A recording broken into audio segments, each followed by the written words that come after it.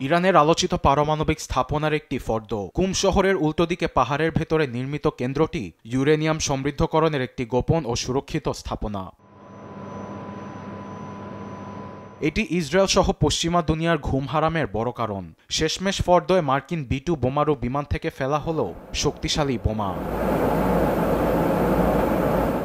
ফর্দোর ধ্বংসে ইরানের সঙ্গে পায়ে পাড়া দিয়ে সংঘাতে নেমেছে মধ্যপ্রাচ্যের বিস্ফোরা ইসরায়েল, সহায়তা নিচ্ছে যুক্তরাষ্ট্রের। তবে কেনই ফর্দো নিয়ে এত বছর পশ্চিমা বিশ্বের গলার কাটা হয়ে দাঁড়িয়েছিল, এ নিয়ে জনমনে নানা প্রশ্ন। Iran's key nuclear enrichment facilities have been completely and totally obliterated. জীবনের সব আয়োজন এখানে একসাথে। ফর্দো পরমাণু স্থাপনা ইরানের ইউরেনিয়াম সমৃদ্ধকরণের জন্য কতটা গুরুত্বপূর্ণ তা শনিবারের ভাষণে স্পষ্ট করেন ট্রাম্প। আন্তর্জাতিক পরমাণু শক্তি সংস্থার দাবি, ফর্দোয় গোপনে প্রায় 84% ইউরেনিয়াম সমৃদ্ধ করেছে তেহরান, যা পারমাণবিক অস্ত্র তৈরির একেবারে কাছাকাছি। 2015 সালের চুক্তি অনুযায়ী ফর্দোয় সমৃদ্ধকরণ নিষিদ্ধ ছিল।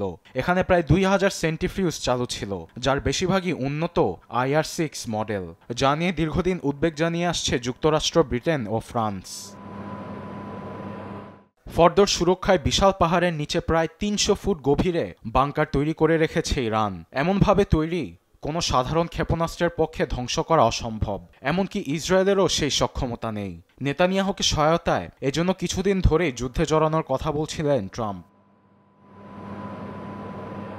ক্ষেপণাস্ত্র কাজ না করার জন্য একমাত্র বিধ্বংসী মিসাইল বাংকার বাস্টার দিয়েই ফর্দো ধসিয়ে দেওয়া সম্ভব, জানান সামরিক বিশেষজ্ঞরা।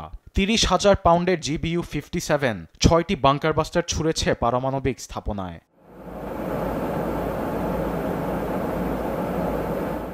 তবে বাংকার বাস্টার ব্যবহারের জন্য বিশ্বে একমাত্র B-2 বম্বার স্টেলথ বিমান 2টি মিসাইল বহন করতে পারে। মাটির গভীরে 200 ফিট বা 61 মিটার গভীরে ঢুকে বিশাল বিস্ফোরণ আনতে সক্ষম।